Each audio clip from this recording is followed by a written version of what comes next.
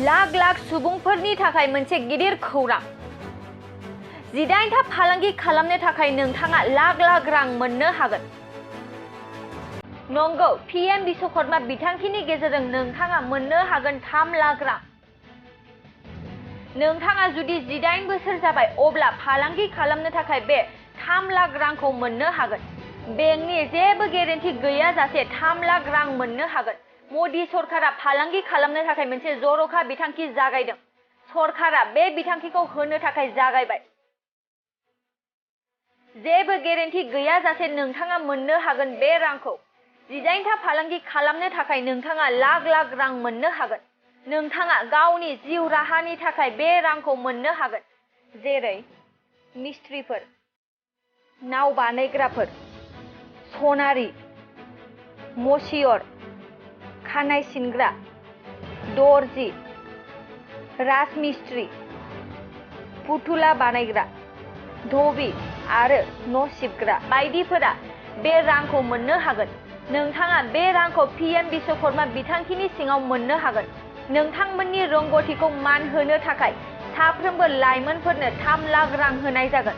आर'ज गाबगिरि बैसोआ 18 बोसोरनिफ्राय जागायगोन। जुदि नोंथाङा 18 बोसोर जाबाय अब्ला नोंथाङा बे बिथांखिखौ मोननो हागोन आरो न'खराव सासेल' सोद्रोमाया बे सुबिदाखौ मोननो हागोन।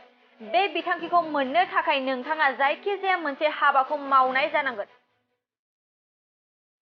सरकारनि साख्रि मावथिफोरा बे सुबिदाखौ मोननाय नङा।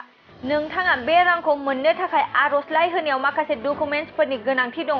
आधार कार्ड, आधार लिंक थानाय mobile number, bank passbook, ration card थानांगोन। नोंथाङा माबोरै एप्लाइ खालामगोन? आर'ज गाबगिरिफोरा CSCनि गेजेरजों एबा गामियारि थाखोनि फालांगियारिफोरनि गेजेरजों रेबथुमनो हागोन। आर'ज गाबगिरिफोरा पीएम विश्वकर्मा पर्टेलनि गेजेरजोंबो आर'ज गाबहरनो हागोन। नोंथाङा गेरेन्टि गैयाजासे बेंकआव मोनगोन 3 लाख रां। मोदी सरकारा फालांगि खालामनो थाखाय मोनसे जर'खा बिथांखि जागायदों।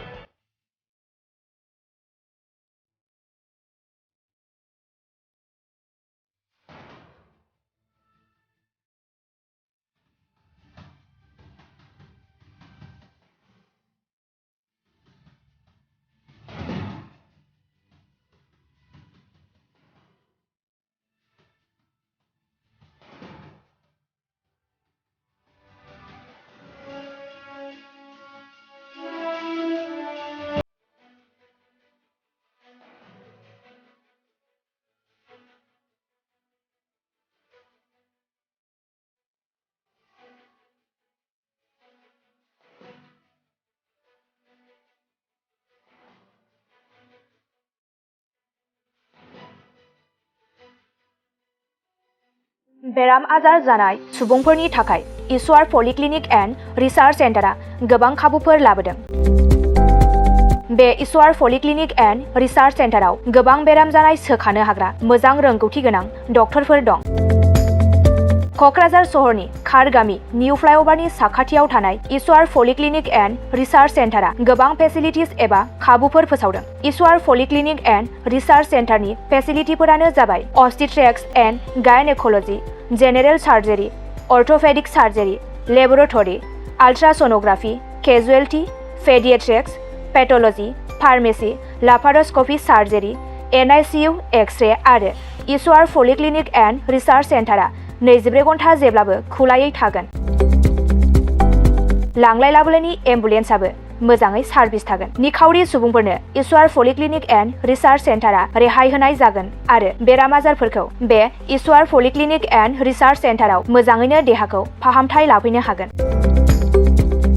खम बेसेनाव जायखिजाया समावनो अपारेशन खालामनो हानाय जागोन। आबुङै खौरां लाहरनो थाखाय 9395024949 जानबुं नाम्बाराव खौरां लाहरनो हागोन आरो इमेल ishwarpoli30june@gmail.com आव जगाजग खालामनो हागोन। नमस्कार, মই ঈশ্বৰ পলিক্লিনিক ৰিচাৰ্চ চেণ্টাৰৰ ছুপাৰিণ্টেণ্ডেণ্ট ডক্টৰ CK ডিমাৰীয়ে কৈছোঁ। আমাৰ এই ঈশ্বৰ পলিক্লিনিক ৰিচাৰ্চ চেণ্টাৰটো কোকৰাঝাৰৰ খাৰগাঁও ফ্লাইঅভাৰৰ তলতে এইটো নতুনকৈ আমাৰ স্থাপিত হৈছে এটা নাৰ্ছিং হোম। ইয়াতে আমাৰ এই নাৰ্ছিং হোমত বিভিন্ন বিভাগৰ চিকিৎসা কৰা হয়, যেনেকৈ অৰ্থ'পেডিক্সৰ আৰু গাইনকলজি আৰু তাৰপিছতে জেনেৰেল চাৰ্জাৰী আৰু আমাৰ ইয়াতে জেনেৰেল চাৰ্জাৰী হোৱাৰ লগতে লেপাৰস্কোপিক অপাৰেশ্যনো হয়।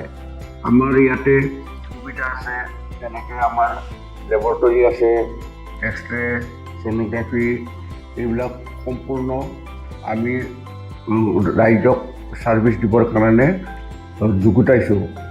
ৰাইজ আমাৰ ইয়াতে OPD যিটো মানে বহিৰ্বিভাগৰ ৰোগী চোৱা হয়, সেইটো আমাৰ চোৱা হয়।